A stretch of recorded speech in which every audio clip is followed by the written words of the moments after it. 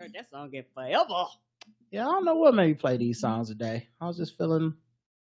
I was like, oh yeah, remember this song, and then I'll be like, remember this song, and next thing you know, I was playing all the songs. Mm-hmm. All right, here we go. Salutations, and welcome to another episode of the Blackout Tips podcast. I'm Rod, joined as always by my homegirl, Karen. Not my homegirl. and we are live. Who we think we is? High five starter. I thought I would mix it up, show some respect to Tony. I love him. But yeah, you can find us, the Blackout Tips. Search us wherever you get your podcast. Leave us 5-star reviews on Apple Podcast. We love that. It helps a lot when y'all do stuff like that because people can see where to find the show. They can enjoy it. They can do all that stuff. The official weapon of the show is Taser. And the unofficial sport. The official weapon of the show is the folded chair. And the unofficial sport, bullet ball. And bullet ball extreme. I know why these always fucking gotcha questions in my brain. Well, I mean, we've been doing it a certain way for thousands of episodes. Right. It makes sense. So every now and then, y'all, if I pause and think about it and say it wrong, work with me, people. Work with me. I don't think anybody's being that hard on you, Karen. I think it's all in your head. I think so too. All right. Well, don't forget holiday cards. Still have some. Be going out soon because the stickers are getting here soon. And of course, don't forget our wish list, which is in our show notes. You want to send us gifts, we appreciate that. People are sending stuff. Saturday we open them, when it's feedback show time. But and I can't wait to do that. And the other show, keep a note, was Black Friday sale until December the 5th. December the 5th. You can go to the blackouttips.com/Black Friday if that's the easiest way for you. But you can sign up and get that deal. We already have a commercial for it in the feed. If you need the details on it, email me if you have any questions. People have been emailing me. Somebody emailed me and said they don't have PayPal because their PayPal got hacked or something. And I say, you know what? Cash at me. That's how much I'm willing to work with folk. Okay, Venmo me. I'll take care of you. Email me. We'll work it out. Don't we do whatchamacallit? Nope. And that's why I do the announcements. Oh, okay. My bad. It's all good. Forget what whatchamacallit was. Yeah, forget it. But yeah, so we'll just go ahead and take care of you. So make sure y'all do that. All right, let's get into everybody's favorite segment, as long as it's short, which is the banter segment. Which is never short. When it's Karen's turn. No, I talk. Not really short.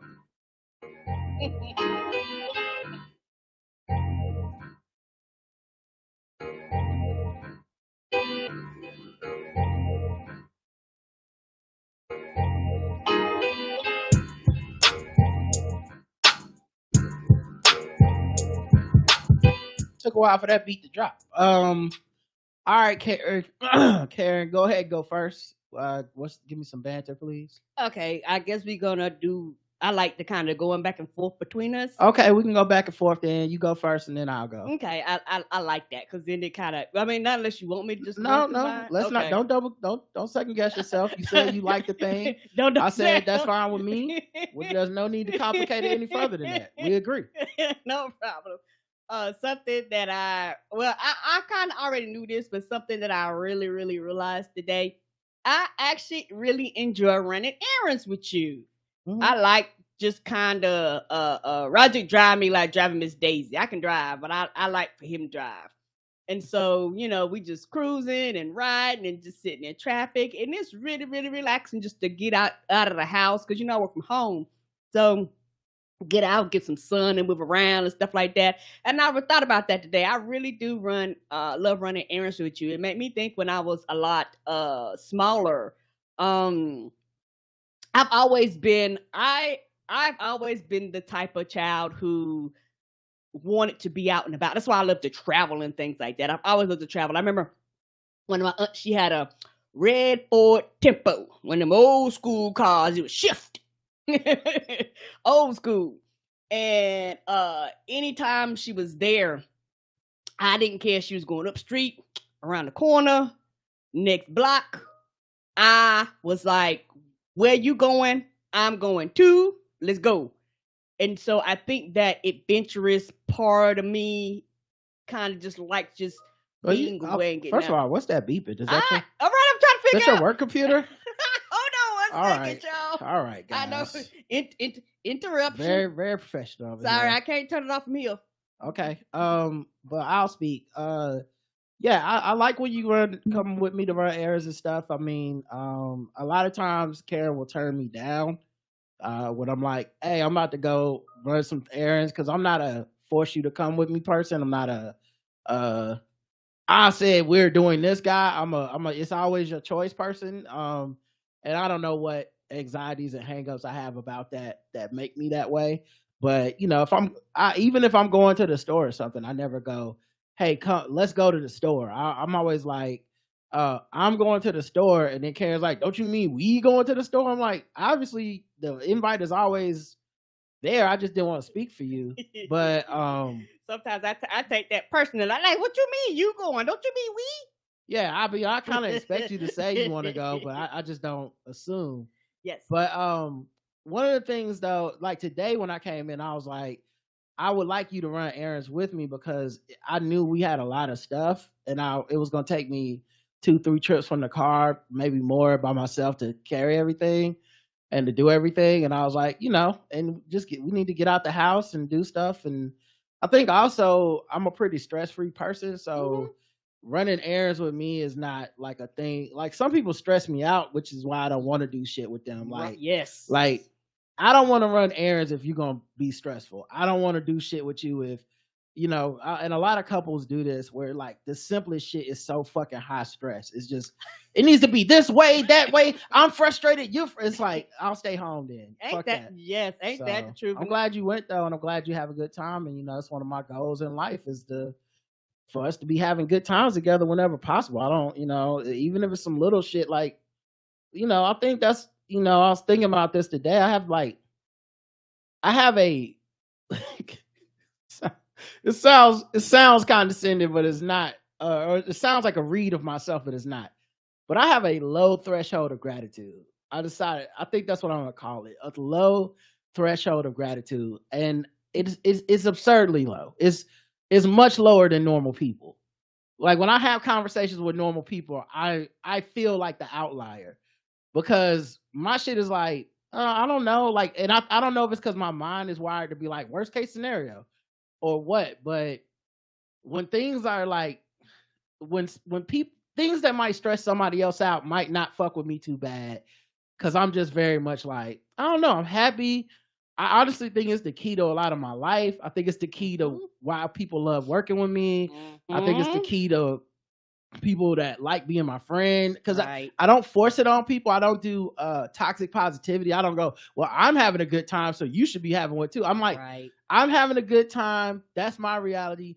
You're having a bad time. That's your reality. I'm not trying to change yours, but I'm not going to pretend to go through what you're going through if I'm not, And I think it's, one of the keys to our marriage, our longevity of our marriage. I think it's one of the keys to just my general gratitude towards life and all this stuff. And I don't think it's something I practiced or worked on. I think it's just something that's part of my personality. It's the reason, I go on these nerd shows. I went on 4 Hour Nerds. They just put it out today. And we differed in opinion about the Marvels and about Loki. And I, like, at no point was I trying to tell them y'all need to think this is good because I do.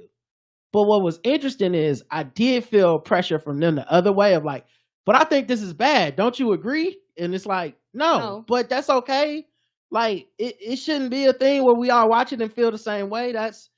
It's completely fine. That's how life is. And we're all here sharing our experience and having a good time. And I think that, I think what trips people up is that I'm very thoughtful. So it's not like if you say, well, I didn't like this thing, explain why you did, I won't have an answer. I will have an answer. Right. Because I did think about it. I'm not fucking dumb.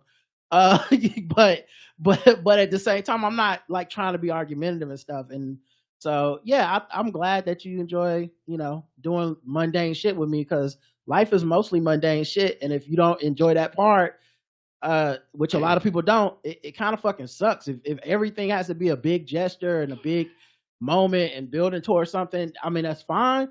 But it just feels like a lot of people don't enjoy Monday through Friday marriage and partnership and friendship, but they all living for the weekend, and I think that shit gets old quick. Yeah, and also it's one of the things that everybody goes through this at different times in their lives, and some people they never learn the thing about life is not always about the highs all the time. I think people love the highs, and I do too. But some people everything got to be high note, and sometimes things are middle, and sometimes things are just average. I mean, for me, I'm like the high could be getting groceries. Mm-hmm. That day, the high might be that. I think what happens is that people chase it's almost like people's Instagrams. There's so many. I post the food I cook almost every time I cook, and sure, those don't get the most likes and comments, and I don't blame them. It's not. I'm not treating my Instagram in the way that I could treat it to make it a place where there's a lot of engagement. I'm just kind of hey, proof of life. I made a sandwich. That's kind of how I've been treating it. But the thing is, most people, if you look on a lot of people's Instagram, it's very like, I went to a wedding. Yes. And then nothing happens for 3 months. It was my birthday. Then nothing happens for 3 months.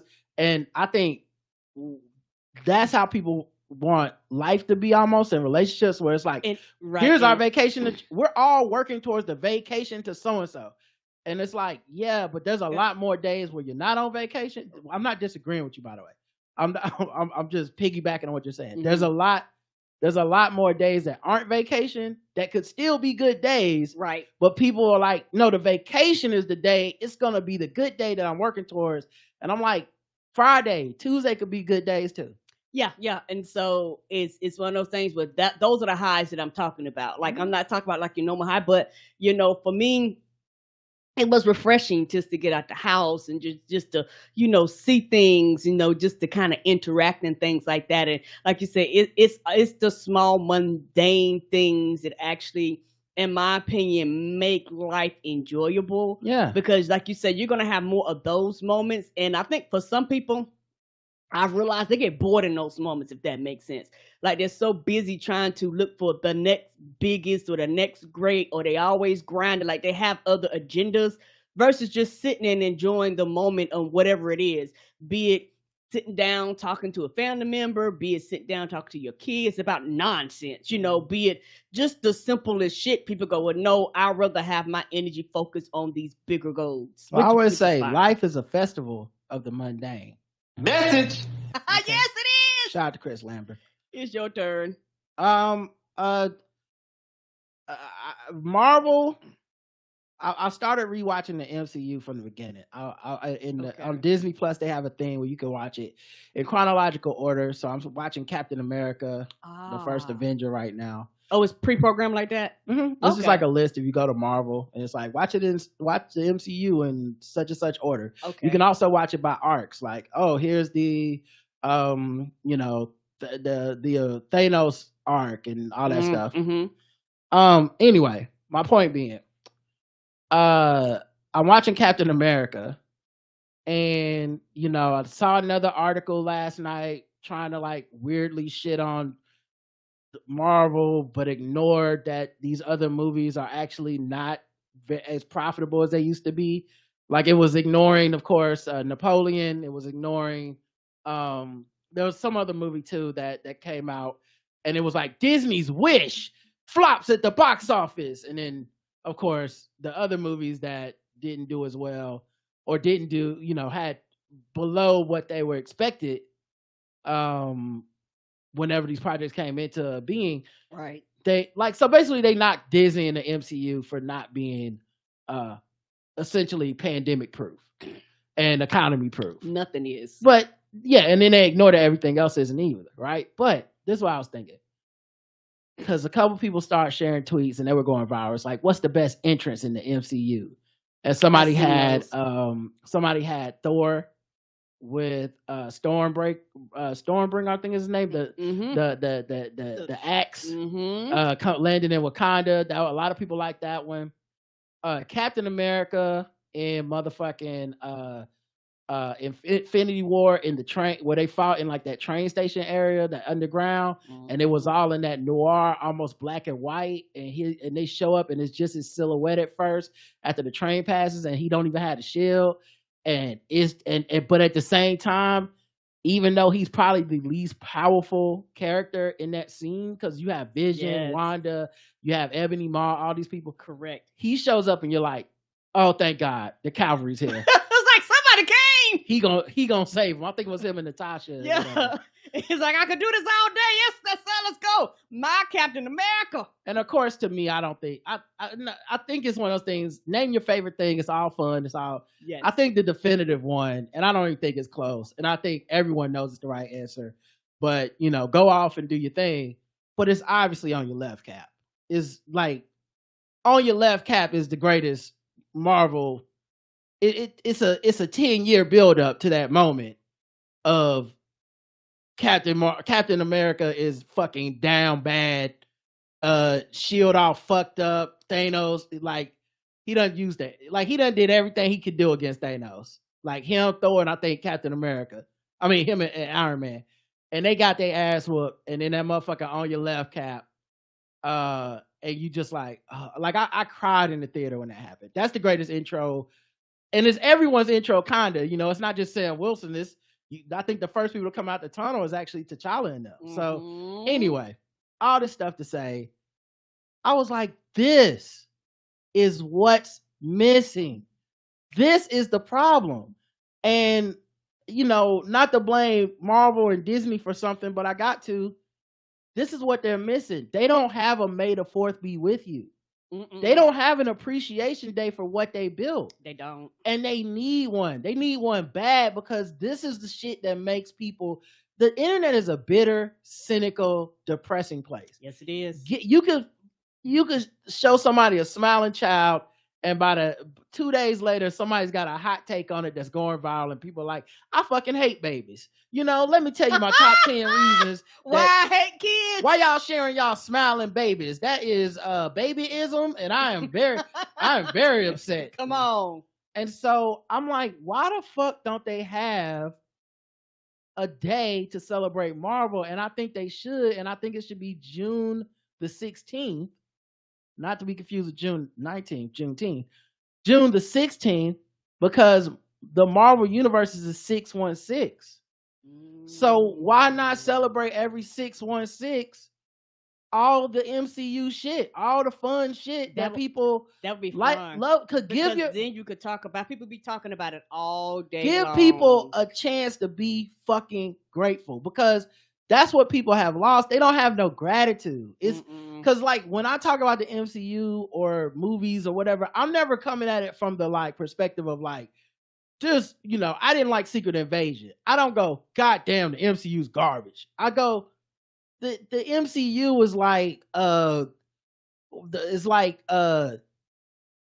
watching the Warriors dynasty. Like where you're like, yeah, a couple years they went 63-9 and didn't win. They didn't win the ring that year, but that didn't turn the whole year to trash for me. I went, right. Damn, that's a good ass team. If Draymond didn't go fucking crazy, they probably win another ring. That's how I looked at it. And Correct. When they won a ring a couple years later, you were like, that makes sense. They're a very good team. When they win one after that, but I don't knock the Warriors like, why didn't you win it every year? You piece of shit. Nobody's gonna do that. But that's because sports has a built-in appreciation and gratitude. There's a trophy.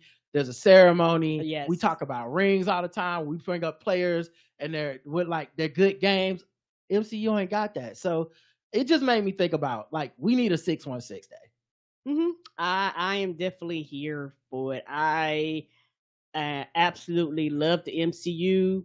I didn't read a lot of the comics and all that stuff. So my version of how I digest the MCU, my quote unquote comic book is like the movies. Mm-hmm. So from the way that people know the comic books is the way I know the motherfucking movies, type of thing. Like I know the characters, I know the arc, I do the whole thing. And the thing is, you would have two collective groups of people. You would have the people that love the comics. You would have the people that love the movies. You would have the people that love both. Just kind of come in there and just enjoy the day. Because essentially, what Marvel's problem is Kevin Feige can't hop on Twitter on the Marvel account and go, "Hey, bitch, we gave y'all 12 years of dope shit. I don't know if you look around. No one else is even close. Nobody. No one's ever going to be close. Everything we do is unprecedented at this point. The precedent is us. Everything you measure us against is us. This is the LeBron James shit all over again, where people are like, but he can't be the GOAT if you measure him against the fictional version of Michael Jordan. Fictional version, right. Like, it's like, or the person he could have been. It's like, no, nigga, nobody else got these rings like this and carried these teams like this, and that's unprecedented. So give him this credit. And I think since the MCU can't do that, because Kevin Feige would get fired the second he typed bitch. It wouldn't even make it to the rest of that tweet. They should have you have a day to celebrate. And then that day becomes the day that we go, yeah, they got some hits. Mass Effect does this. Like there's like so many Star Trek, like so many Star Wars. Yeah, I said May the 4th be with you. So many different big franchises that have spanned decades or whatever. They all have that moment of reflection where you're like, oh yeah, I like this shit. And I think Marvel just don't have that. So that's what I think. You got another one? Yes. Something I realized about the older I get, the more I am about experiences in life and just enjoying life to its fullest. As far as, and it's kind of going to be, and what I mean in life to its fullest, doing things that I probably otherwise, would not have done. Like when I went to Jamaica, I went snorkeling. Something that I always wanted to do, and I just got out in the ocean. A bitch can't swim, but she put on her life jacket and got out there in the ocean and had a ball. And so I'm realizing the older I get, I'm about experiences. Like me going to the Beyonce concert. I wanted to go out of just the experience of just going and just being there and being in the atmosphere and me never seeing her before. And so, I realized that those are the little small and sometimes big joys in life, but also something I realized about experiences as you get older is learning how to take better care of yourself, because like I love to get massages and stuff. And I had broke because of COVID. I had broke getting a massage. I used to get a massage like religiously every 3 months, every 2 well, months. You got some during COVID too. Yeah. Later on in COVID. Yeah. I mean, that was reasonable. Yeah, and so it's one of those things where I want to kind of do that more frequently. Just little things like that, and just realize that the older you get, it's about just experiencing, and not even really experiencing on your own, but like you say, doing the small stuff. Like I say, running errands with you, doing things with your mom, stuff like that. And I've just realized that as you get older, your priorities kind of shift in what's important to you and what's not. Okay. One more thing for me was I just need somebody to tell the people who decide what things cost in America. The stimulus check money been gone. Right. We don't have the 5 anymore. So, I went to the gas station the other day and gas is back down to $3. Thank you. Whoever makes the decision for that, it's about fucking time. The money was spent. I don't know why you thought we had $5 a gallon or whatever the fuck y'all was trying to do when Joe Biden first got to office, and y'all was like, let's fuck up his presidency. I don't know if y'all just scared of Trump. I don't know what the reasons are, but everybody calm the fuck down. Same thing with the dollar menu. All the shit need to come back because we ain't got it. And it's not like I look around. I'm like, well, you know what? I'm paying more for McNuggets, but at least these employees are well taken care of. No, they still got attitudes because they ain't getting no money. Right. Can't get healthcare insurance. And y'all working on the deaf and got less of them. Right. and charging me more. Where the fuck is the money going? Where is the money going? Okay. All right. What's next? This right here is my last one, and I know it's one of these things where I know this, but it's one of these things where since we was thinking about it, I really enjoy playing video games, and I know I enjoy playing video games, but I've really been enjoying this video game I've been playing. I fucked around the other night, y'all, and played to 3 a.m. That's why we didn't get a show yesterday, because I got out working with the sleep. I stayed up like I was 12 playing that goddamn video game. And I went doing nothing but cleaning the ocean and recycling, because y'all know I play them cozy games. Yeah, I beat Sea of Stars. Oh, how was that? Oh, I loved it. I loved it so much. I actually beat it the regular way. And then when you beat it, it's like, hey, if you want to, we'll take you back to the moment before you fought the main boss, and they give you the ability to like fly or something, so you can reach some new places in the map that you couldn't. Ooh. And it's like you can collect and do a bunch of stuff and like hard tasks in this universe that you couldn't do before. And at the end, and you'll get a different ending than the one you just got. Oh. And so I won't spoil the ending, but I did all that shit. And I mean, one of the tasks was hard as fuck. It was like all the boss fights and stuff I was able to get through. But there was one task where you had to collect 60 of these like shells. And when I tell you I was knee deep in a guide looking at every single like location, I got to 58. Couldn't figure out which two I didn't have. Wow. I went and watched videos of just like every single one. And then I finally got it, and I did this like the super duper mission and got the super duper real ending, and like money well. I don't even know if I had to pay for that, because I think it might have been on Game Pass. I think it is. The time well spent. I looked at I don't know what it's at now, but I know near the end I had played at least 80 hours of that shit. So love Sea of Stars. It's an old school turn-based role-playing game with like, pixel, like the look like 16-bit graphics and stuff. But I love that game. Yeah, because you've been playing so much, you made me want to learn, want to play it. So I started. I didn't get far in it. I started the other day, and because it doesn't seem hard to play. And there's some sliders that you can change to be like make the enemies 30% less strong.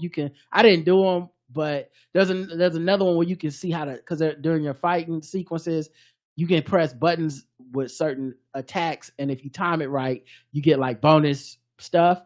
It's not necessary, but it helps.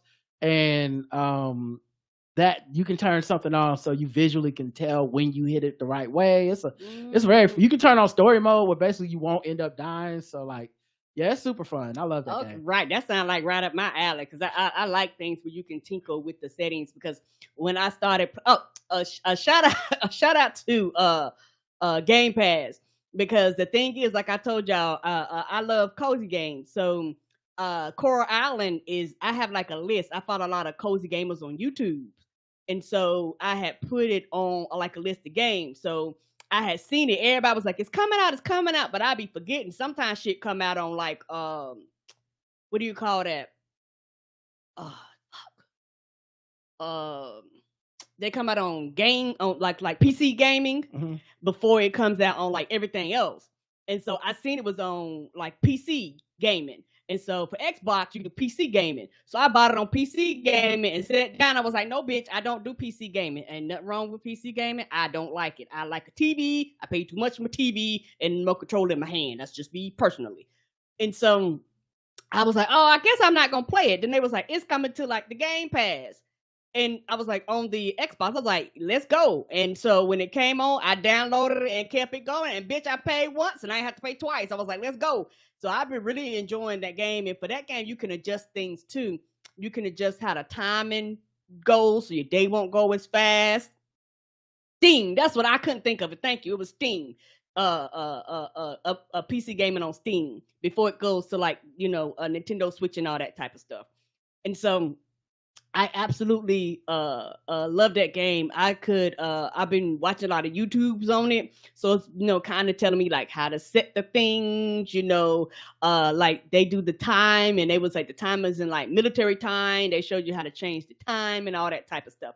So I have really, really been enjoying that game. I don't know how many hours I played, but I enjoy video games. The video games, like I said, it's one of those experiences, things in life I was talking about before. It's something that I enjoy. So whatever you enjoy, be it reading, exercise, whatever it is, child, do more of it and do it to the fullest.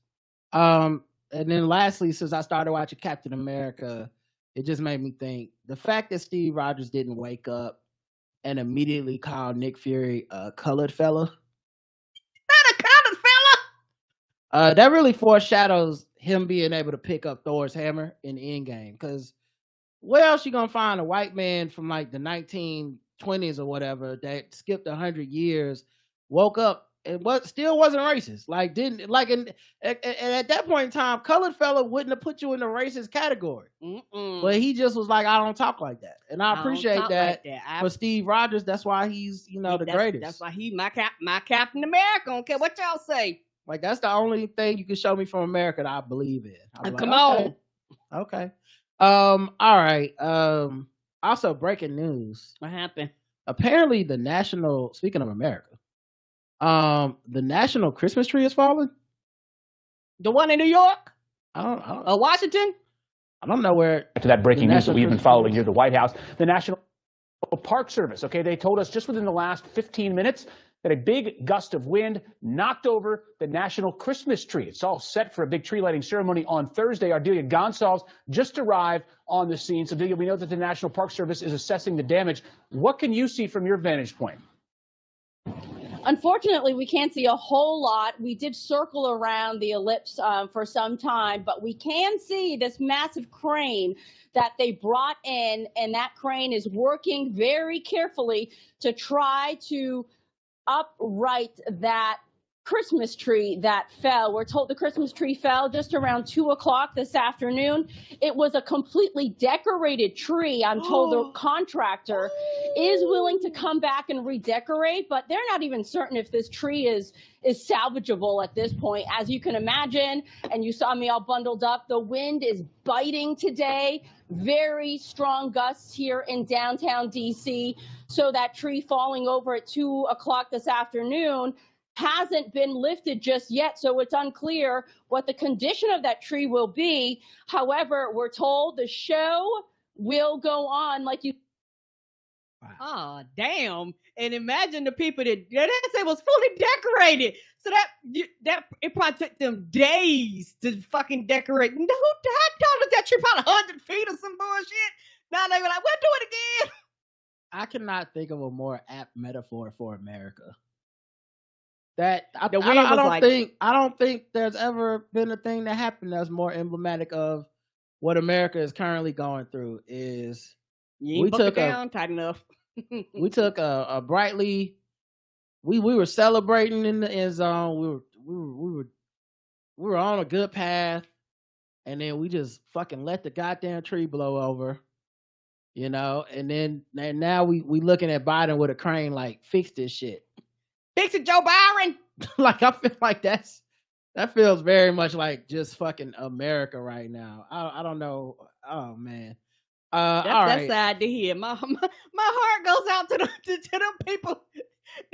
This ain't gonna get no sleep because the ceremony on Thursday. What shit, bitch? It's Tuesday. Move the ceremony.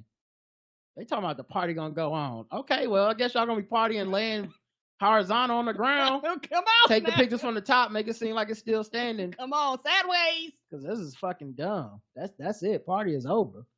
All right, let's do something we haven't done in a while. Let me see what you want to be. You better move your body. You better move your feet.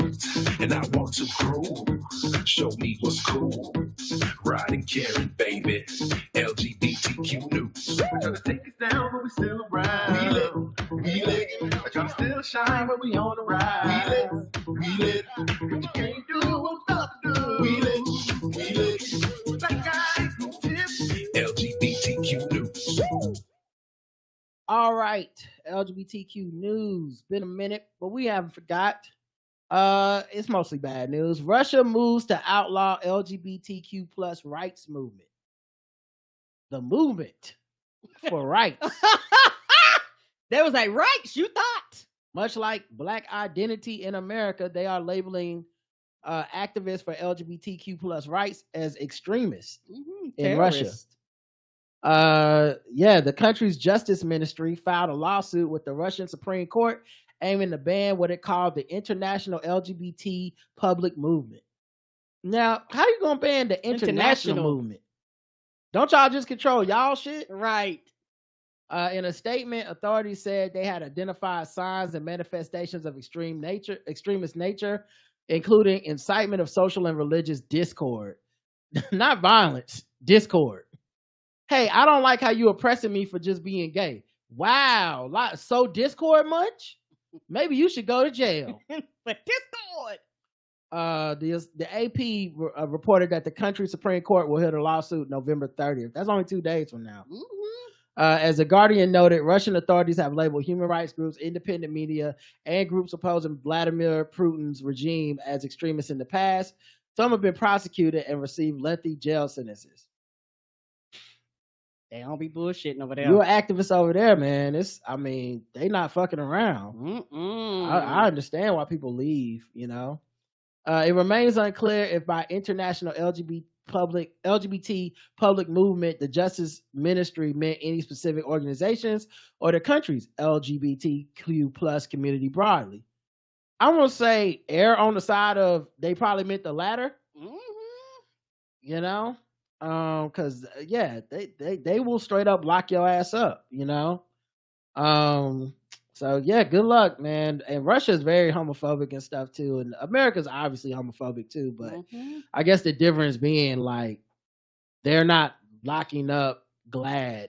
You know what I mean? Because they can't. Even when we had Trump in office, or you have like Ron DeSantis and shit, they're as of yet. I mean, who knows where it will go? I got to say because they're not locking up their. Well, what do you mean can't? Well, they can, but they won't. They haven't yet. Is all I'm saying. Because I think can't is a strong word that just means they ain't did it yet. And I know Trump is already talking about if he gets reelected, he trying to politically like lock people up. Like he's trying to act like they're trying to put me on trial just because they don't like me and I have different political beliefs than them. Well, when I get in office, I'm going to do the same thing to them. Now, of course, that's not what's happening to him. He broke laws. Right. But he is like, I will turn the Justice Department into my own, like, lock my enemies up thing. So, yeah, I think, you know, Russia, but as we're finger wagging ourselves at Russia, don't forget, like, we ain't far from this. No, we're not. And a lot of people fail to realize if Trump gets in the office again, he will make fucking sure he never loses another motherfucking again. So it matters. Mike Johnson applauds efforts to make gay marriage and sodomy illegal again. This motherfucker gonna take us back to like 19 whatever. Like what? So be careful. A lot of states have all these laws on their books, and people like, y'all need to get them off. People go, we don't enforce them. Nah, they're there for a reason. And he wants federal laws, though. He wants it not to be up to the states. He wants. Oh, so this you want federal? Go ahead. Here's the thing I will say. What this made me think about is that Republicans are looking for a new Roe v. Wade. Yes. And trans people, LGBTQ people are their new, hey, Christian conservative bigots will fucking vote for this, is what they're hoping. And they're mostly hoping white women will vote for this because they lost some white women with that Roe v. Wade shit. They're hoping that general dissatisfaction and whatever can just bring them back to the conservative fold. And if they can breed enough apathy and resentment and all this stuff, the liberal people won't vote.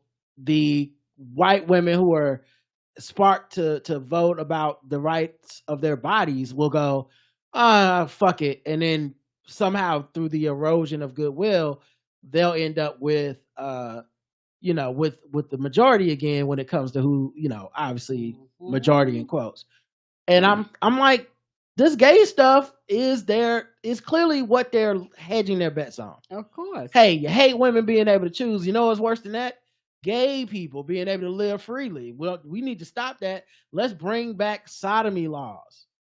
Not sodomy for like sexual assault, but just, oh, you two people had sex in a way that is not what we consider appropriate because y'all are of the same sex or genders that we don't want to see have sex, because heterosexual couples commit sodomy all the time. Right, I was about to say, right. It's one of these things where, yeah, straight people do this. So what the fuck are we talking about? We just gonna lock up everybody then, or we just doing this when it comes to them? Yep. So Mike Johnson, the more we find out about him, the more I'm like, oh, that's why he won. Nurse who said she misgender patients whines about being called transphobic. I know we always make this comparison because, you know, everything is a racial analogy in my head, but this is literally like someone being like, I'm a nurse, just because I call grown ass black people boy and girl whenever they come in, now they acting like I'm racist. Like that's basically what that sentence means to me. You call a few people the N-word, next thing you know, they're like, you're being racist. Yes. I don't think so. You don't get to decide that. She's an anti-trans activist in British Columbia. She testified that she's a Canadian. She testified that she is not transphobic during disciplinary hearing over her derogatory and discriminatory public statements. Do you not know what words mean? Also, do you not know you from Canada? Even if you're a Canadian bigot, you know you can't operate that way. That's not y'all culture. You don't come from there.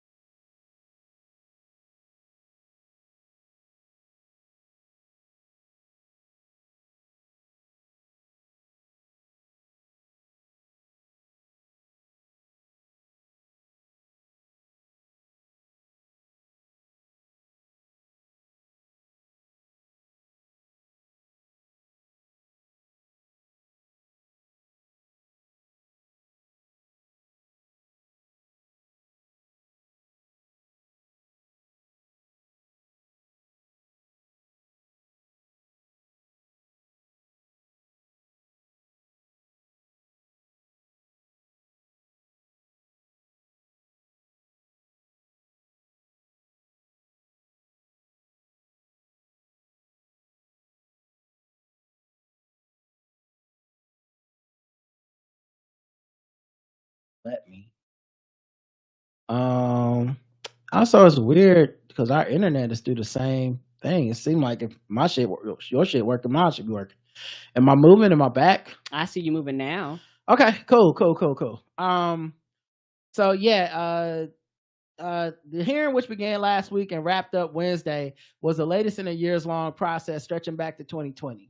According to a conservative outlet on her, Amy Ham first learned that she was under investigation by the British Columbia College of Nurses and Midwives 3 years ago, after she helped pay for a billboard expressing support for transphobic author J.K. Rowling. Well, yeah, if that's your Patronus, you damn sure. Yeah, somebody gonna have something to say about that. Come on now. She's like, I'm not transphobic. I just really, really like Harry Potter. Especially after J.K. Rowling said what she said. Something about it made me like her so much more. That's not how this works. But yeah, between approximately July 2018 and March 2021, you made discriminatory and derogatory statements regarding transgender people while identifying yourself as a nurse or nurse educator. These statements were made across various online platforms, included but not limited to podcasts, videos, published writings, and social media. Well, goddamn. She wanted people to know. This wasn't. Right. And Was this an investigation or did they just hit play? Right? Did your boss come in one day and open up their email and found a fucking link to a podcast? According to the CBC, she frequently refers to transgender women as men in social media posts, videos, and podcasts, and argues that trans women are a threat to cisgender women and children. She also describes non-binary adults as making an extremely embarrassing display of narcissism and low intelligence. I'm not transphobic, she said in her testimony. What? I don't have any issue with trans people. It's the infringement on women and children's rights. She also described the concept of gender identity as anti-scientific, metaphysical nonsense. What? You are. I don't understand. She also claimed that her anti-trans activism doesn't extend to the workplace. It does. Your whole job is to interact with the public. If you say it and you mean it, and you're going to be interacting with these people. Meanwhile, she has posted, "We have eyeballs, and we will continue to use them to misgender you." So, do you not bring your eyeballs to work? Or right? And the guy was like, "We can't be sued because you want to act a motherfucking fool." Whether or not I agree with certain policies, I limit my advocacy for changing policies to outside of work, she claimed. How do we know this? No, you bring that shit to the job. You've talked to trust. They probably interview co-workers. You said something to somebody. No, you can't be this. You can't be this adamant about something and then not go into the workplace. It wouldn't even matter if co-workers or somebody said something to me. What does that matter? This is like a person being like, "Yeah, I'm in the KKK when I'm off the clock. Now, why can't I be a cop?" It's like that's half the problem with the force. Yes, you can't not bring that to work. And we don't have a way to prove that you don't. Right. She also said she never claimed to be a representative of her profession, despite the fact that she has consistently noted that she is a nurse in her bios and has accompanied her anti-trans articles and her profile on a website. So she uses the fact that and this is what all these quacks do. They use the fact that they're like medical, like I'm a nurse. And it doesn't matter if they're in the same thing happened with anti-vax. 2% of the nurses was like, "I don't believe in this shit." And then they were like, "And I'm a nurse, so you should believe not to believe in it." And it's like, but what about the other 98% of people that think the vaccines are fine? Fuck them. They don't know shit. They're corporate shills, not me.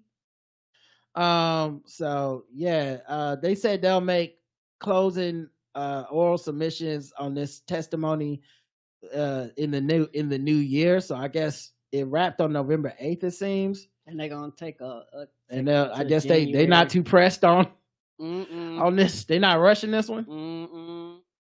Take your time and go ahead and charge her. This shit is stupid. Why are you wasting taxpayers' money up in Canada? Let's see. Right wingers made a comedy movie attacking trans women in sports, and it looks terrible. The far right and the viciously anti-trans Daily Wire has announced its first feature-length comedy film written to mock comedy. They don't do funny. They funny is terrible and dry. Right. Yeah, conservatives normally aren't very funny. Written to mock trans women and girls who are fighting for the right to participate in sports as their gender. A trailer for the film entitled Lady Ballers depicts a group of cisgender men deciding to pretend to be trans women and join a women's basketball league as one team with the intent of dominating the sport. That's not how none of this works. The trailer calls the film the most triggering comedy of the year. Over old dads? I don't think so. A derisive reference to the right-wing narrative that progressives are snowflakes or are easily triggered.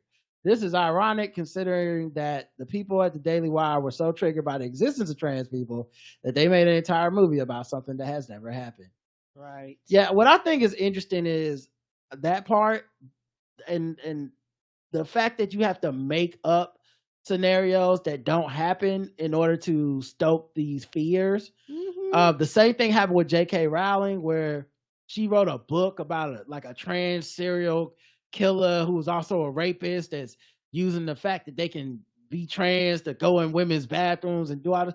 And you're like, well, you wrote that because that's not happening.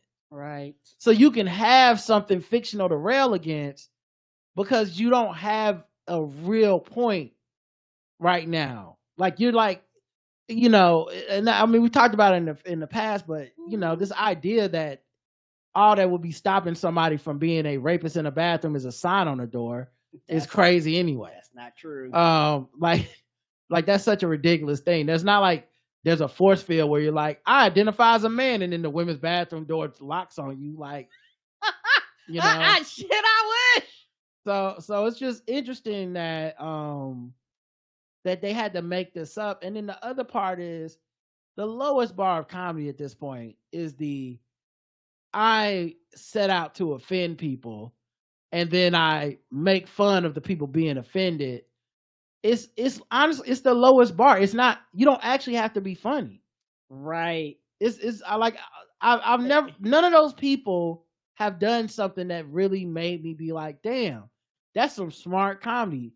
I could do this. You could do this. Every human being I think is capable of this level of comedy. It's one of the things I dislike about Chappelle's latest specials is they're not smart. And he's made smart comedy in the past, so I'm not gonna just pretend that, oh yeah, man, you know, he's always a GOAT. Yeah, okay, sure. If that means he could serve you a shit sandwich and you still gonna eat it and think it's delicious, cool for you. But for me, I got a bar that he set that I'm like, yeah, it's not as good as it used to be.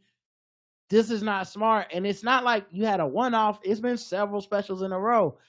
And Dave Chappelle might be the best of that brand of comic.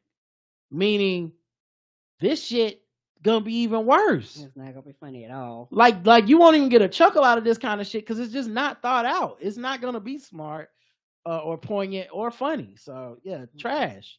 Right. Yeah, child. I wish they had a thing, you know, where like you say, a man coming in with acting like, you know, doing the bullshit like in the comedy, and they just lock the door on them, going, "No, you ain't allowed in here. Just lock them out. Don't come in here bothering us. We minding our business." Yeah, nobody. Yeah, and I know they're serving red meat, so the Daily Wire people will probably watch it, and then they'll go, "Whoa, the media is scared of this." But no, honestly, I bet I can't speak for trans people, but I'll speak for myself. This shit is not even like offensive in the way that they want it to be. Right. You know, like I know what they want. They want to make everybody mad. They want to go viral. They want us all shit it and playing the trailer and you know, dunking on it, but helping their numbers go up, spreading awareness. And it ain't even worth that. It's just like, okay, y'all corny. Moving on. It is not gonna be entertaining. It is gonna be dry. It's gonna be terrible acting. Like it's gonna be really bad. Yeah. Here's some good news. Let's end on this. Okay. Non-binary icon Janelle Monáe inspired an award show to degender one of its categories. The 2023 Soul Train Awards awarded her the Spirit of Soul Award, which used to be called the Lady of Soul Award. For the first time ever, the award show renames its iconic Lady of Soul category to honor the diversity and inclusivity of this year's recipient.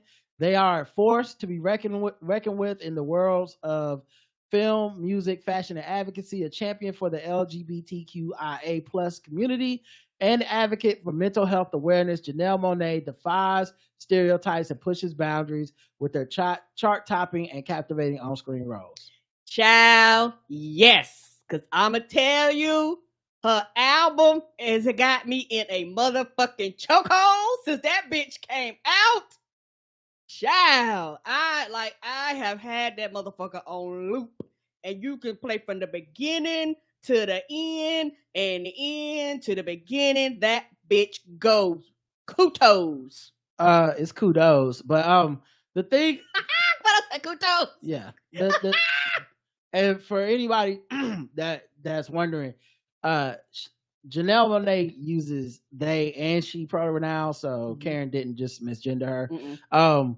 But I just think it's cool because you know, BT is under this kind of pressure, and I definitely think they've fallen short some years, and they've been better the last couple of years. I don't know if Soul Train has the same history, but anytime we have black award shows, it's black. It has to be black for everybody. And if it's not, then it can't really, it shouldn't, then it's not doing a good job. And I've always felt like a lot of times we had our award shows, it was, you know, we would be leaning a little more for like, well, listen, the church people feel this way. The straight people feel this way. The men feel this way. And it's like, when you start only accommodating for the feelings of the groups of privilege within the community, you essentially push everybody else to, you push them down. And so to hear them not only address like, she's this is a non-binary person. We're changing the entire name of the award. I think that's really like an uplifting, dope, inclusive thing. And look, maybe this will be a thing where they don't change. Like next year it goes back to Lady of Soul for the next person. Lady of Lady of Spirit, but Lady of Soul. Yeah, maybe it goes back to Lady of Soul for the next person. I don't know the rules to this, but Right. They could just I keep just it. think It it's don't actually matter. really cool that they did this year, and I kind of hope they keep the same spirit up. And I have a question: do they have a separate one for a men's category? I'm just asking. I don't know. I don't know. Okay. So yeah, I just thought that was cool. Mhm. Let's get into some other stuff. Where were we at? Oh, 55 minutes. All right. Let's get into another segment. Is there anything regular I want to talk about real quick before I play the next musical break? Oh yeah, I guess so. Yeah. All right, let's just get into some regular ass news here. Boom.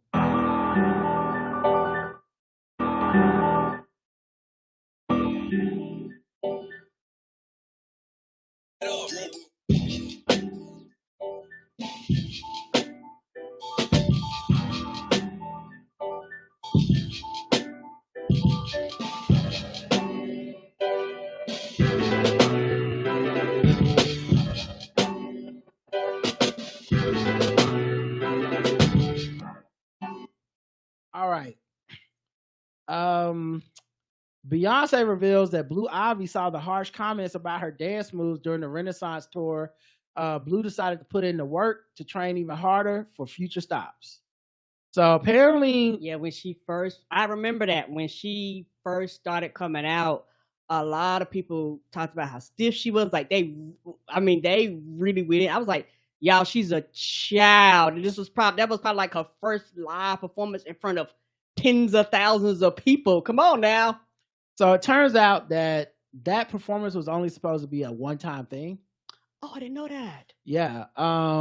But and like Beyonce didn't even want her to perform because she understands the scrutiny that puts you under and the pressure and all that stuff. And she was like, "Baby, you ain't got to do this. Like, I'm grown, but do you really want to do it?" She probably had to have a conversation.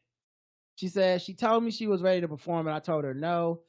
She says in the film, though she finally relented, Beyonce was dismayed, even when Blue read the comments on social media that criticized her lackluster moves.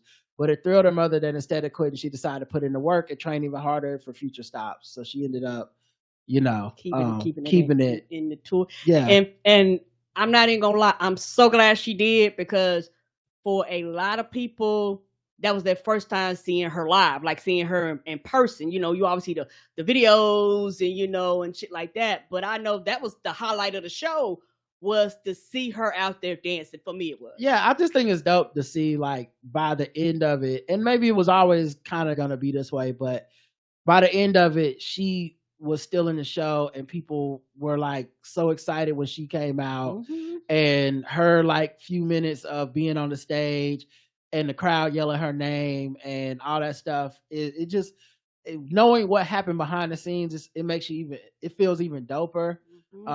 Shout out to her for having that ability to like lock in and get better, because I think these are the things that people try to discredit this generation for having. Like, oh, these kids today, it's like, well, she locked in and got better and said, I'm gonna make my mom proud. I'm gonna make everybody proud. I'm gonna make myself proud. If they want it bad and enough, I'm gonna show people. If they want it bad enough, and you can see kind of in videos, you can see her progressively getting better. I have a video I was gonna play. Oh, okay, I'm here for it. This is the video of her side by side with the first night versus the last night.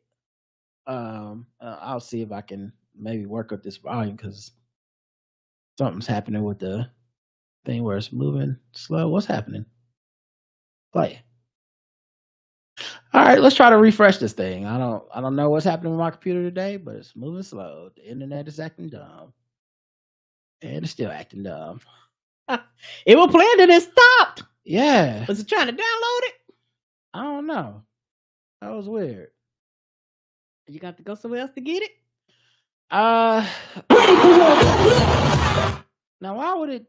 What the fuck? I was trying to just turn the volume down, but yeah, you can see her moves from the first night to the last night. Yeah, she's not as stiff. Yeah, I mean, like anyone would be. She kind of learned in front of us, and she's young, and I know it's some nepotism type shit, but like I believe in black. I don't know why I keep turning the volume up. I believe in black nepotism though. I'm a big fan of that. So, but yeah, man, she became a dancer, you know, low key, in front of the world. But also, the internet is so mean. Yes, it is. And I know everybody's gonna do the like it wasn't me type of thing, but honest to God, it was. It was most of y'all. It was a lot of y'all. You know, because motherfuckers don't know how to shut the fuck up. Like they don't know how to just witness something and think about the people involved for just one split second and be like, maybe not. Right. And I was like, she a lot bolder than I would have been at that age. And to think about Blue Ivy is from the time Blue Ivy was born, niggas have been on that baby. They complained about the way they wouldn't comb her hair and let her hair be natural. They would call that baby like they have been really riding that child since that child been born.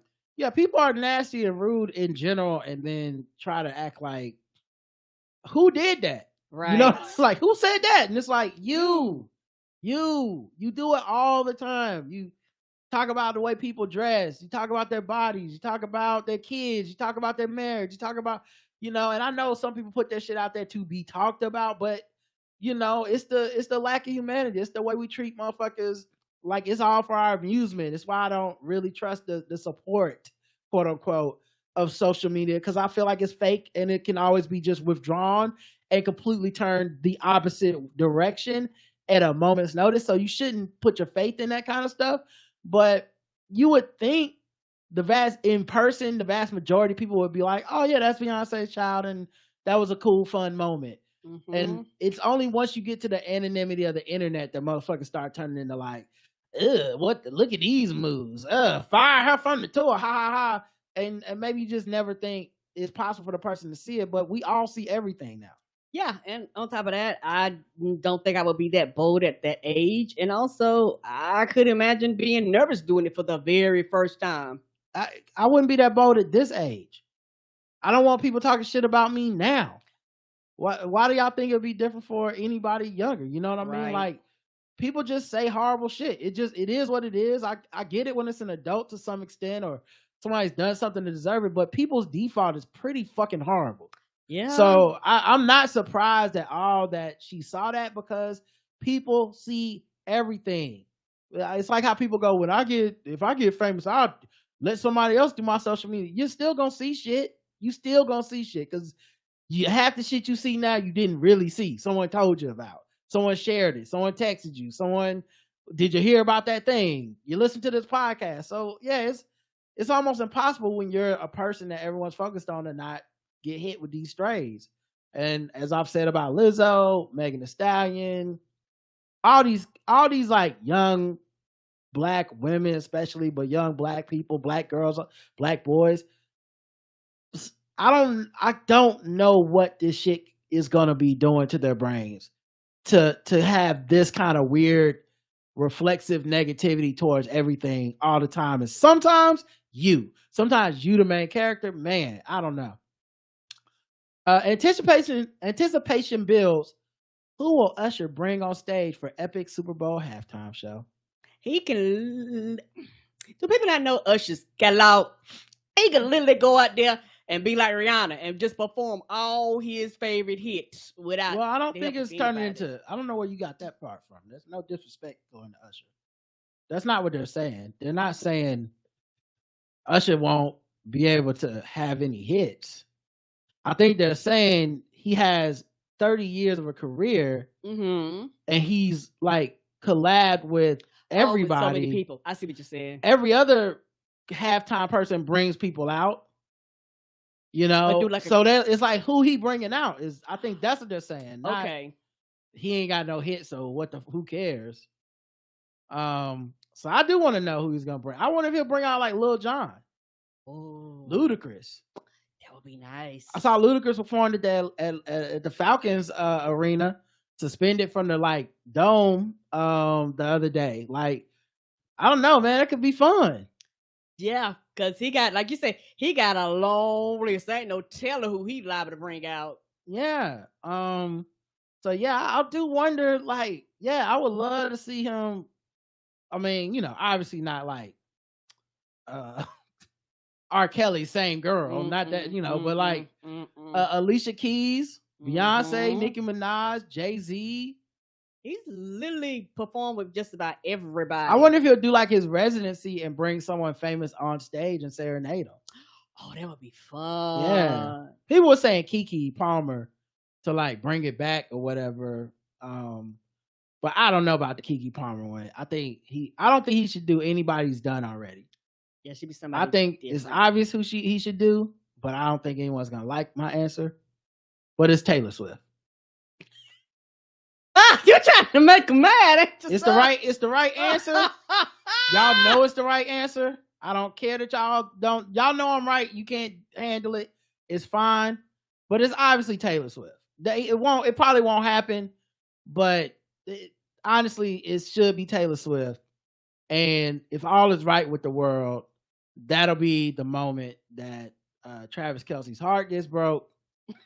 He'll be on Twitter saying, "You a mom," even though he's supposed to be playing in the Super Bowl at halftime. It's like, what you doing on your phone?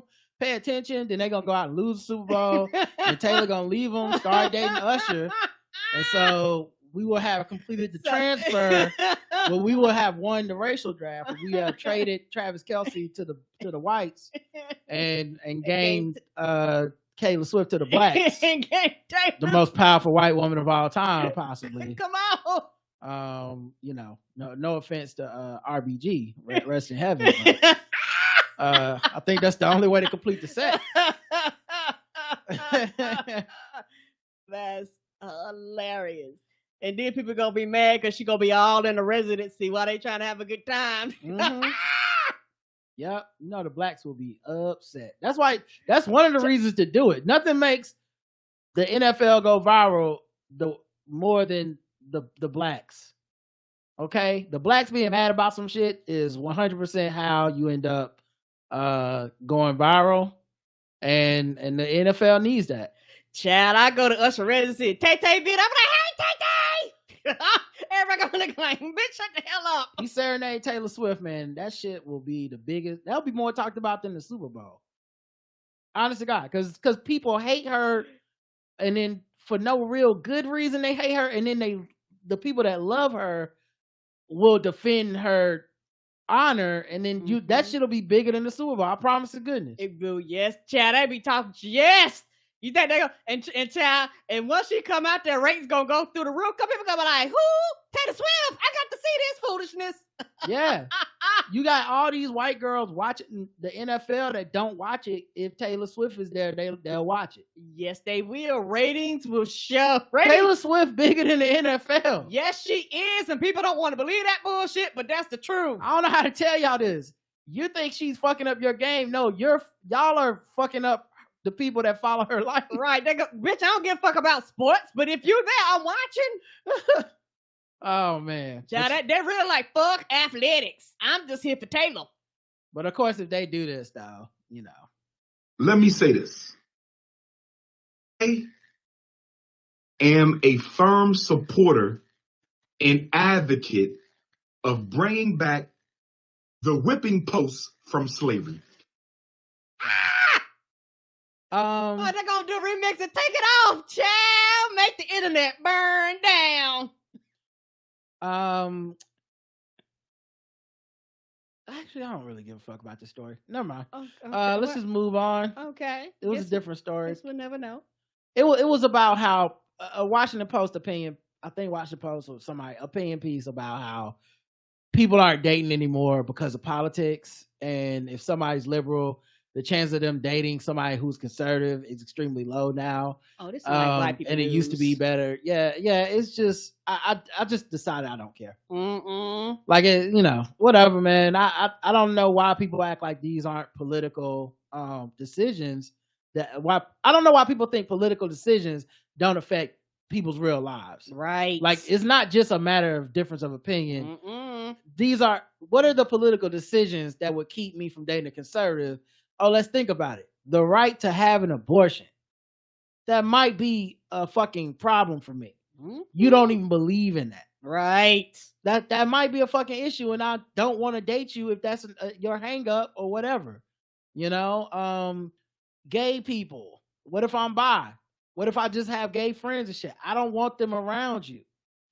You know, like it's like they act black. You don't like black people. You're racist. That's why you voted for Trump. Oh, well, I guess I should be okay with it. Different strokes for different folks. Even though you don't believe in the TV show Different Strokes because you don't like to see blacks and whites mixing. Right. You know, and also it's one of them things where for a lot of people, they was like, this ain't enough dick to bypass all the bullshit that comes with it. So no, I'm good. How much dick would it take, Karen? I don't know. That is a very good question, but I you know what? I don't know, and I don't want to find out. I will just stick with the dicks that I'm used to, not the dicks that determine if it impregnates me that I got to have that baby. I'm good on that, homie. Okay, the dicks that you're used to. All right, got it. So it's more than just me out there. You just no getting a lot of dicks these days. I am not. No, you let it slip. Let it slip. I am not.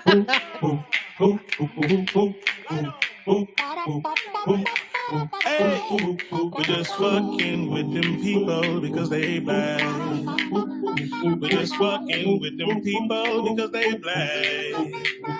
We're just fucking with them black people. We're just fucking with them blacks. We're just fucking with the black people.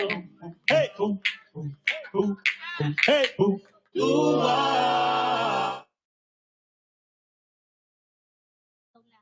All right, keeping it Beyonce. Okay. For our first story of fucking with black people, Tina Knowles goes off on bozos and haters accusing Beyonce of lightening her skin.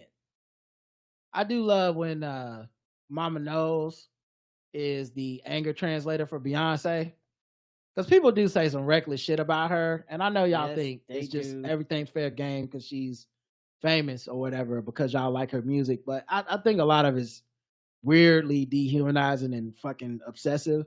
Yep. And so everybody fucking knows we've been following this woman for fucking 30-something years at this point. And if the camera, depending on the lighting and the camera setup, she looked different. Mm-hmm. It's never been a mystery to it. It's never been that fucking people. And especially when you don't control the lighting at a situation, like they're not just changing it for you. Right. Who knows what the fuck happened? So she went to her I think it was her movie premiere or something like that. And pictures came out and she looked lighter in the pictures, probably because the light was lighter. And these motherfuckers started doing it. She's not a black woman. You know, they got that conspiracy about her being a Italian woman that darkened her skin. Now she's lightening her skin as a black woman. Yeah, so I guess someone made a video. Mama Knowles posted to her account. Oh, this is when she did the opening to the movie. Yeah. Yeah. She's not a black woman. She's white now. Why does she look so white? It's not Beyonce. She lied to her origins. And then it's a montage of Beyonce at award shows and everything, being brown as she is, still light skinned but brown. Mm-hmm. And her song about being brown, like I don't know where this shit comes from, because it's not like her politic is one of like, listen, light is better. Nope. Like, and I don't, and it's not like she doesn't acknowledge that she's light skinned or lighter skin, but it's not like she's been like alienate, like, and I don't want these dark bitches around me. Are y'all crazy? You know, oh, I better lighten. You look like a roach. You ugly, and all this shit that we've seen other very prominent light skinned black celebrities say. Mm-hmm. So she don't even have a history or past of that. I don't know why people, I guess, just project that onto her. Yep. But yeah, clearly she doesn't operate that way. So yeah. But shout out to Mama Knowles, because you need that. You need a Mama Knowles in your life. And also in every one of these videos, she's a different shade of brown. It really just depends on the lighting and the makeup and all that types. Shit. Right. Yeah. It's a lot of factors. And she didn't make, brown skinned girl because she's ashamed of being brown skinned or black and ashamed of people darker than her. So get the fuck out of here. 0 to 100. This is a 100 just for the simple fact that they kind of always go after her and it kind of don't make sense. And it's my thing. It's almost like, because you have people, and some people do go overboard, don't get me wrong, and I'm part of the Beehive, but there are people who like you say, defend her no matter what. And I think the people's happiness and love and joy around her just causes a lot of people to be like, well, since y'all over here having a good time, I'm just going to spew just as much energy, hateful on the, almost in the opposite direction, sometimes for no reason. Yeah, I think also certain people need to be like miserable and find company in that misery. And I think Beyonce being such a huge topic all the time, she's an easy person to get something off on, even if the backlash is coming and you're stretching it, you're wrong or whatever. It might be worth it to some people for the dopamine hit of at least everybody's talking about me, because to me, I'm like, this was so ridiculous. And I've seen people's critiques of her that at least took some thought, that at least had some proof, some evidence. Right. This is like the biggest clickbait ass. Like, here's a picture of her with the lighting too bright. Did she lighten her skin? This is a white woman. She's not black. It's like, the fuck is wrong with y'all? What is wrong with y'all? And she's never clapped back like that. So shout out to her for having way more restraint than a lot of people would, because that's one of the ways they get you is they say horrible shit to you. And then if you say anything back, it becomes like you're basically a white person. Like, your feelings are not real. You should not feel anything. If a darker skinned person says anything about you, no matter how fucking horrible it can be, you should just take it. And if not, you're a bad black person. And I don't believe in that shit. Everybody's human. Everybody got a limit. Everybody gonna react to shit.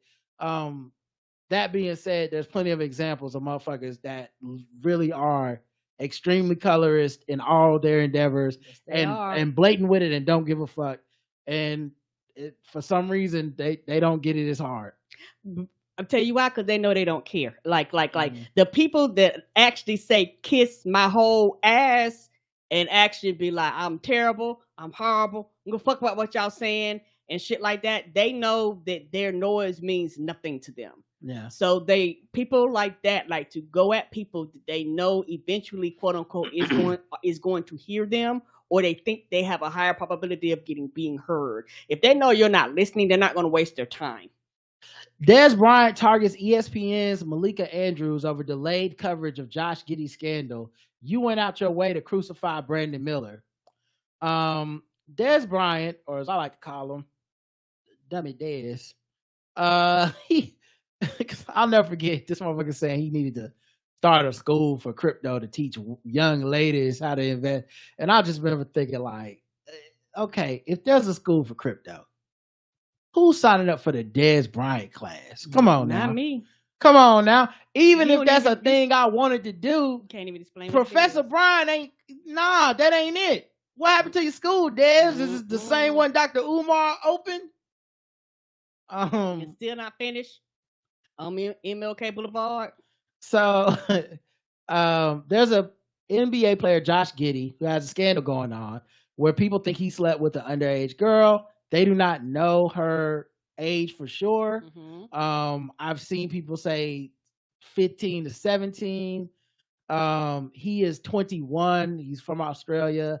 There's a lot of moving parts on this, to be honest, because no matter how people might feel about the difference between 21 and 17, there's a bunch of states where you wouldn't go to jail because it's not illegal for a 21-year-old to have sex with a 17-year-old, which might, if that's the case, he's not gonna get in any trouble. I'm not that varies per state. Regardless of how you personally feel about it, that's the law, right? I don't know the age of the girl, but I'm just saying if that's one scenario that's been out there. If that's the case, it'll probably be like icky, quote unquote, but he'll probably be end up being fine. But the other thing people are saying, Andrew Bogut said this. He's a former NBA player, and he said that the girl lied about her age, and that's what happened. Once again, seems very irresponsible to report that, to say that on a podcast when you just heard some shit. Seemed very weirdly irresponsible. I don't know if you think you're protecting a fellow Australian player or whatever, but probably should have kept that one to yourself. Mm-hmm. Anyway, here's where we get complicated. Okay. Malika Andrews, this from Dez Bryant. You went out of your way to crucify Brandon Miller on draft day over something he didn't even do. Why haven't you said nothing about Josh Giddey? I advise you not to make this a black or white thing. Your parents have really raised you wrong just because you went to a private school don't make you better. This is why I say dummy Dez. What that got to do with anything? Projecting. You appeal, and I know your kind. You just a puppet. I don't know how a former or current NBA player can sit there across from you and look at you with some kind of respect. This is also Dez Bryant is the same dude who defended Deshaun Watson to the bitter end. Okay. Said, why would people be offering him contracts if he did anything? So this is not an unbiased, impartial, smart person. Keep in mind, so NBA Today is the show she's on. Mm-hmm. On Monday, she did talk about it. What you might be thinking is like, oh, did it take her longer to talk about this than she does when other players that are black mess up? Technically, no. Because when this story broke, it was fucking Wednesday night. Meaning Thursday, Thanksgiving, Friday, no show. No show Thursday and Friday. Right. So her first opportunity to talk about it on the air was Monday on NBA TV. Right. Or NBA Today. Right. So she had to wait till Monday. Right. And when someone pointed this out, he said it was by public demand. They felt the heat. They waited forever to make a statement. Certain athletes get privileged innocent until proven guilty. Certain athletes are guilty until proven innocent. And by that time, who gives a fuck? You already got the label on you. Ain't nobody going to tell me how this game go is sick.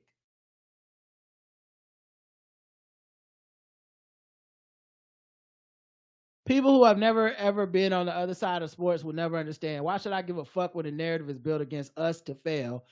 So this is about black men for him, not Josh Giddey. No, it's not. I'm forever on the athlete side.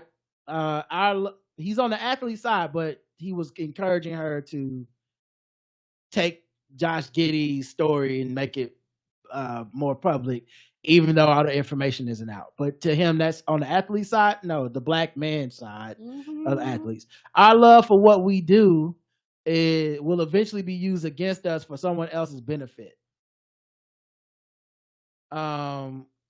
So here's my thing.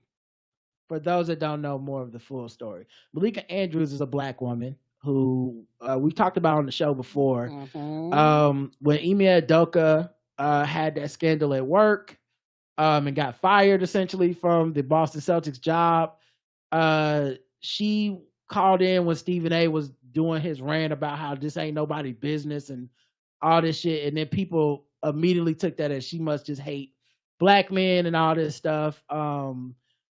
When Brandon Miller got drafted, Brandon Miller was involved in a person ended up getting killed. He was not found liable, responsible anyway in any criminal way. All the accounts of that story are his homeboy basically texted him and said, "Can you bring my gun down from the dorm room?" He brought it down. And then that same dude ended up killing a woman. His teammate ended up killing a woman that night in a shootout. And the teammates that participated in that are actually going to jail. Mm-hmm. But Brandon Miller, no charges pressed. The police said they found no evidence of like planning and prevent. But she brought it up when he was drafted, which I think is fair game. Me too. It's the biggest fucking thing that happened, and it wasn't that long ago. And she didn't bring it up like punitively, like, haha, got him. You know, it like she brought it like up. These things happen, right? Right. The new coach of the Celtics, who took over for Ime Udoka, had a domestic violence thing that happened to him in like college or something.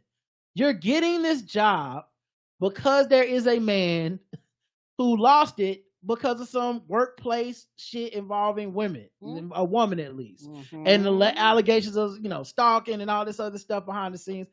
I think it's perfectly germane to the story to be like, okay, you have your own thing in your past. How does that inform this decision? How does that inform your behavior?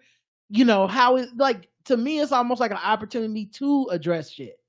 But of course they treated it like, you know, an attack on a black man.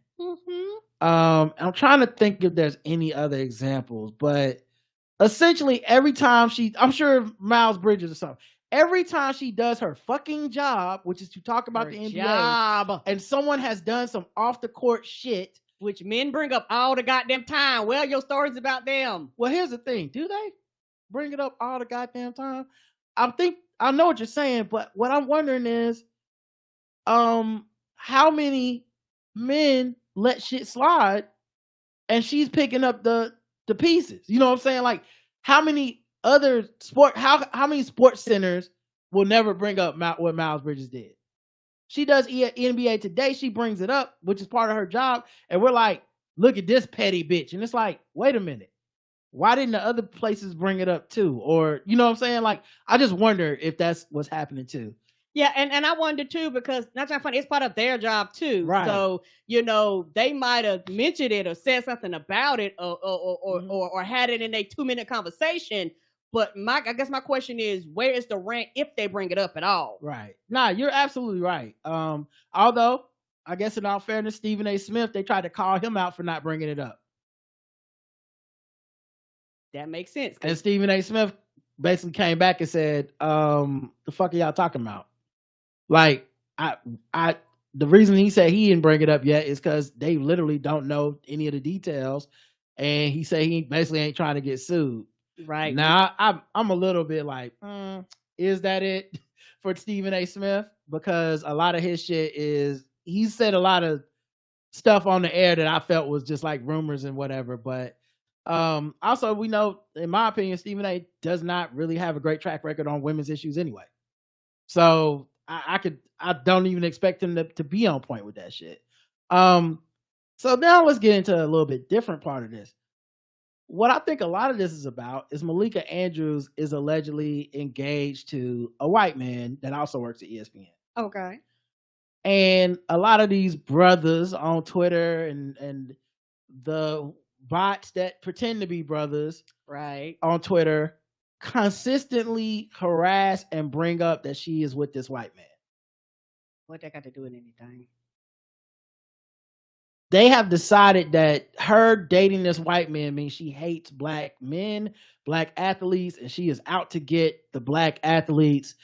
And none of these accounts I've ever seen have been even close to mad at one of these abusive dudes playing the sport. Not once.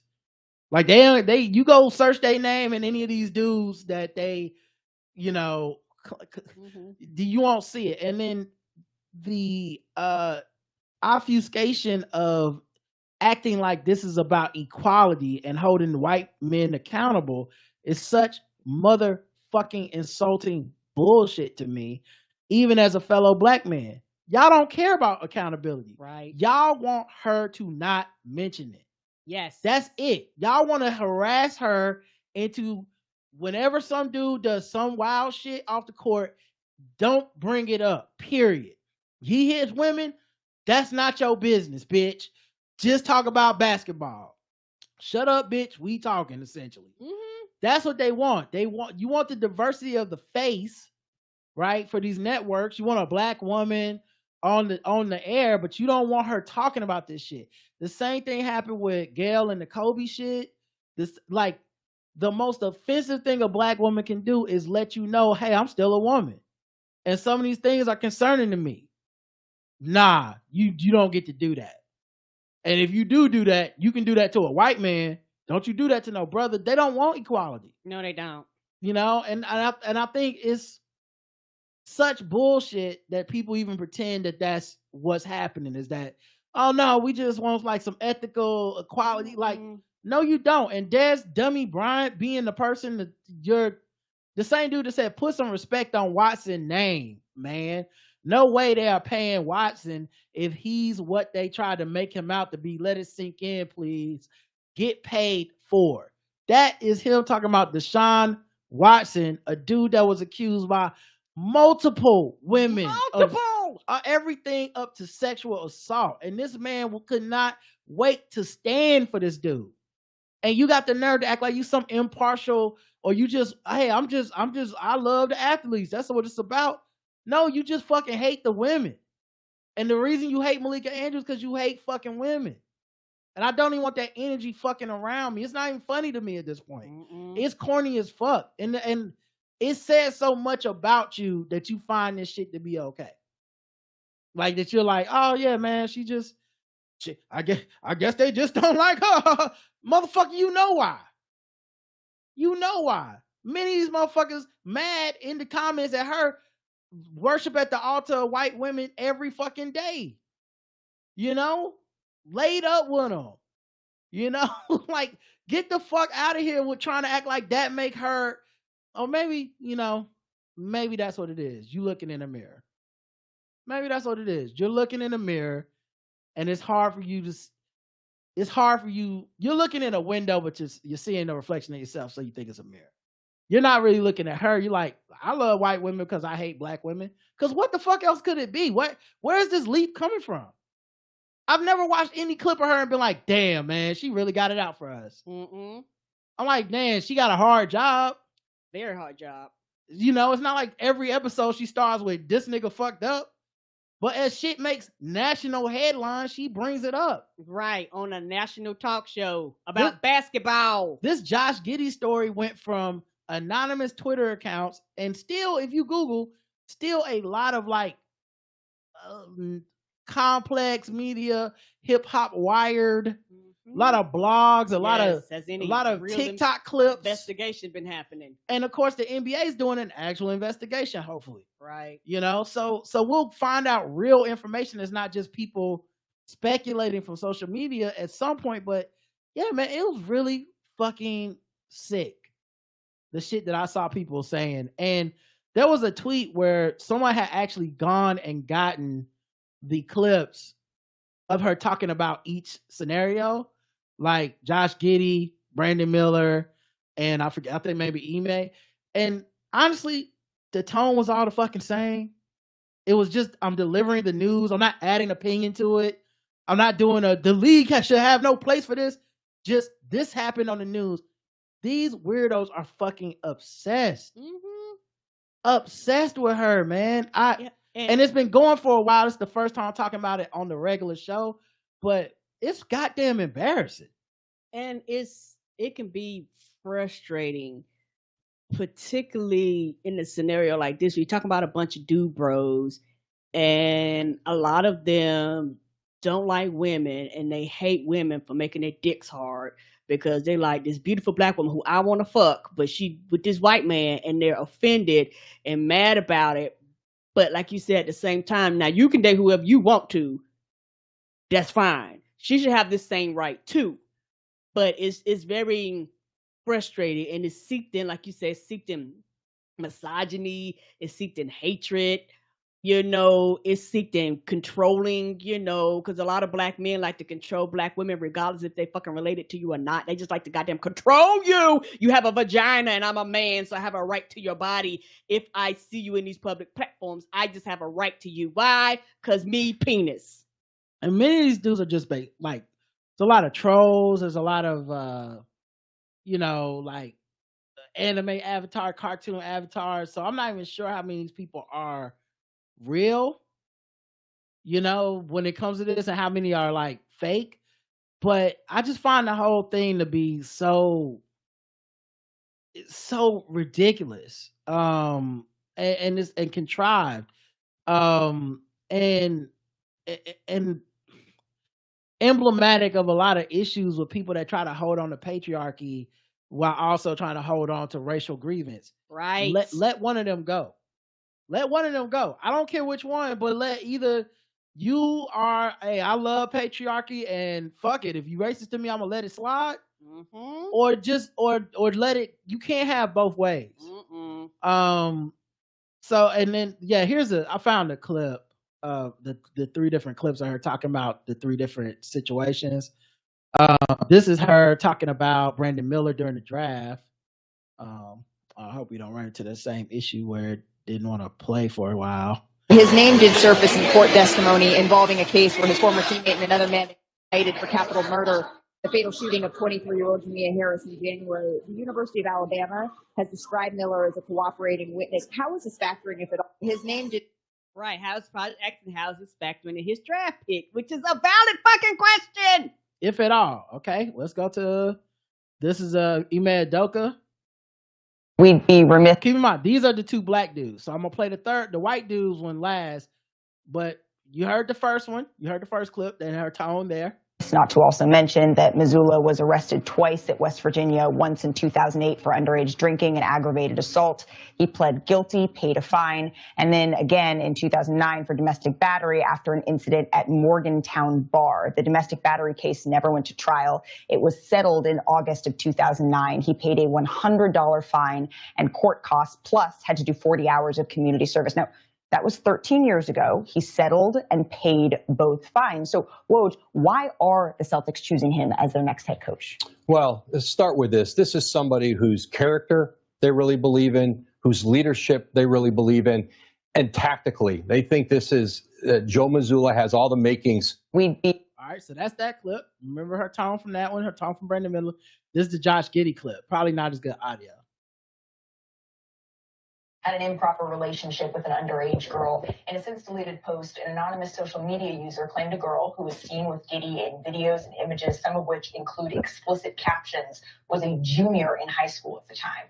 Giddey, who's 21, he declined to comment on Friday, and despite the serious allegations, Giddey is yet to miss a game this season, and Thunder coach Mark Daigneault, he said he will continue to be in the lineup, saying, quote, just with the information we have at this point, that is the decision we've made. It's obviously a league matter at this point, and the ball is in their court on that. Now, a league spokesperson told me this morning that the NBA is still in the process of gathering information, and we will continue to update this story as the news develops.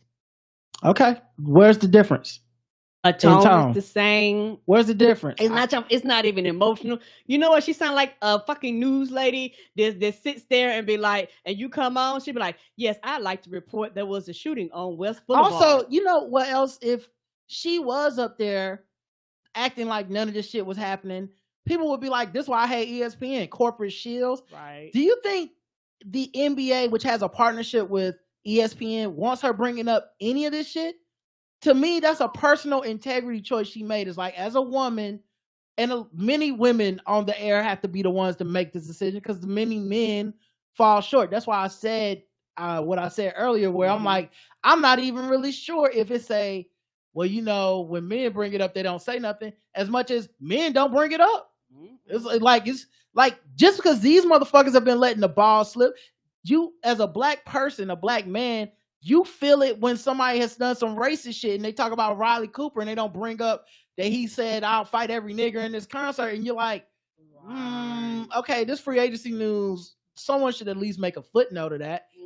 And so what it turned out to be is not that black men that are involved in harassing her, not all black men, obviously. Correct. But in the ones that are harassing her, what it has turned out to be, the game they have given up, the face card has been revealed. You never wanted equality. You wanted immunity. You just want the same shit you think these white dudes get. Yes. And here's the kicker. What's happening to these black dudes? Nothing. Ime Udoka is a coach of the Houston Rockets, might get coach of the year or some shit because they're winning games now. Right. What the fuck is happening to them? Brandon Miller's in the NBA. Miles Bridges is back on the Charlotte Hornets with another possible case pending. We don't know all the facts of it, but we just got to trust the NBA and the Hornets said, we looking into it, and as of right now, we're comfortable with him on the court. Right.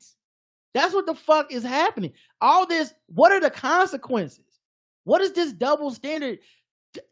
Dez Bryant fixed his motherfucking mama choking hands to tweet that that for some fucking reason, Deshaun Watson was maligned. Deshaun Watson is the highest paid NFL player of all motherfucking time. All that money guaranteed. Yes, it is. What the fuck is the double standard? We just not supposed to talk about it? Is that what the standard is now? Just, hey, man, ain't got nothing to do with football. The fuck is wrong with people? So, yeah, it just seems this Malika Andrews thing is really telling, and the people that participate in it really showing a lot about themselves. And I ain't gonna forget, because this shit is, it went from like a, okay, guys, calm down, to whatever the fuck this shit is, and it's weird as fuck. Right. It feel like some black incel shit. Yes. Anytime she says anything, they be on her ass. Yeah. All she did was fucking bring up germane topics. Right. Fuck wrong with y'all? All right. 0 to 100. This actually, because I'm a black woman, it's very, very frustrating and irritating to deal with all the things. I'm gonna give it a Jakaris just because being in media, being on television, being black, you get it from all types of side, all types of ways. You get it from the white folks that don't want you to have a job, the niggas that don't want you to have a job, the sexism for all the men, like, and it got to be frustrated because you're like, I'm doing the same thing. In fact, for me to get this job, I had to, not trying funny, literally be smarter than every motherfucking body here in order to get this goddamn hosting job in the first place. I couldn't be no dumbass getting this job. So, you know, I'm not going to come with no bullshit and everybody act like I'm the problem just because I have a vagina and I'm black. Keep in mind, they haven't liked any of the women that have worked in that position ever. Mm-mm. They hated Rachel Nichols. Yes. They hated, I forget the woman that blonde woman, but the woman that Rachel Nichols took over for. Mm-hmm. Like, they hated them all. Like, the vitriol that so many men have for women is on full display. And it takes on a different tenor than even like, we hate Stephen A. Smith. Stephen A. Smith says bombastic, come hate me shit every day. He wants you. He thrives off of you hating him. Correct. Malika Andrews doing her goddamn job. She barely gives a fucking opinion. The only time she gives an opinion on something is typically some level of like, well, I think, you know, this type of player needs to play this way. It's never like a, hey, I just want to do editorial commentary on the state of women and the NBA. She don't do that. Mm-mm. They are trying to stop her from even the mere mention of stories that are trending on Twitter, trending in the general fucking news in the sports world. They want it to be off limits if it's a black man. And the glee that they have in this giddy shit tells you that it was never about, well, it's just because, you know, it's just sports and we got to give people the benefit of the doubt. Listen, I'm always on the athlete side, you know, innocent till proven. No, it's not that, because you could not, your dick got hard waiting for her to bring up Josh Giddey because you just wanted to fist pump. So it's not coming from a good place. Mm-mm. All right, but yeah, I give it Jakaris as well. I fucking hate this shit. I love sports, I do, but right, you know, and I'm not a hard liner. I'm not gonna get up here and what do they call that shit? Virtue signal. I'm not even gonna virtue signal to y'all. I've never put my hands on a woman in my life, but at the same time, I'm not gonna pretend like sports is this place where it's like, listen, man, if you should get out, you lose your job. I understand people do fucked up things. People get accused of fucked up things. Sometimes they get found innocent. Sometimes they did do the shit. Sometimes motherfucker get a second chance. Sometimes You're one of the most skilled people on the earth, and people look the other way. And I don't know what to do because as a black dude, a lot of my heroes have turned out to be fucking monsters when it comes to like who are supposed to be the iconic representatives of black masculinity and shit. Right. And I can't ignore it. You know what I mean? Like it's part of me is like, damn, I gotta accept that this is part of it too. I'm not putting the blinders on because I think you're good at basketball. Right. Shit happens. Shit happened. This is the why I always strive to talk about needing to live in my reality and not this fictional shit, because that's how you fall for the cult bullshit. That's how you fall for when you start thinking your choices are about you being pure. That's when you start retroactively trying to make things pure that aren't. So like Kobe Bryant for a while was one of my favorite NBA players, period. To this day, still, I think fondly of memories of Kobe Bryant games and iconic asshole stories he had off the court, like talking to Smush Parker and shit.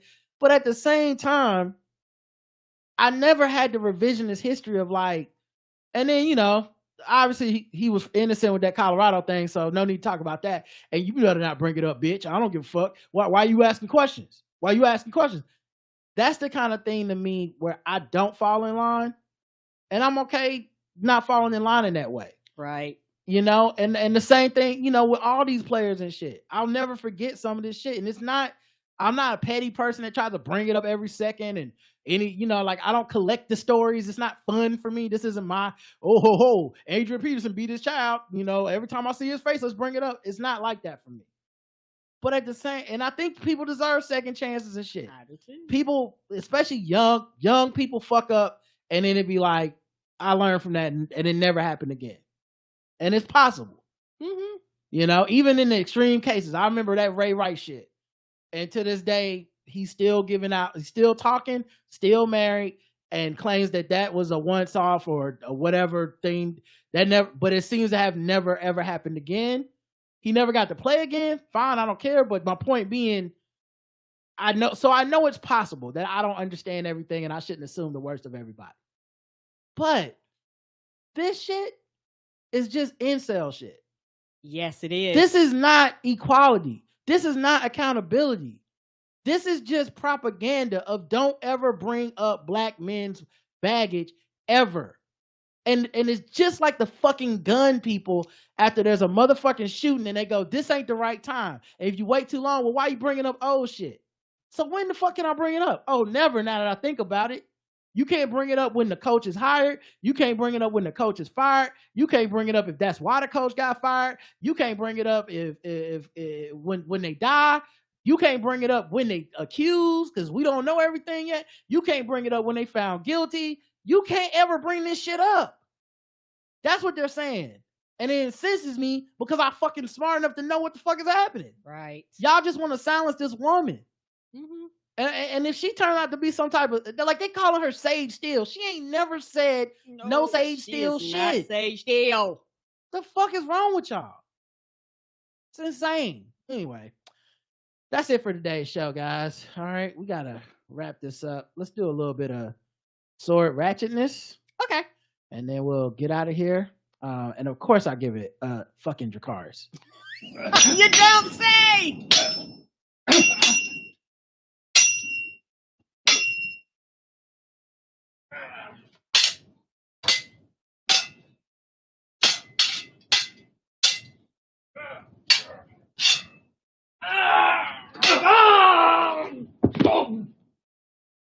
Niggas probably got a bookmark folder full of black.com videos talking about this bed wench.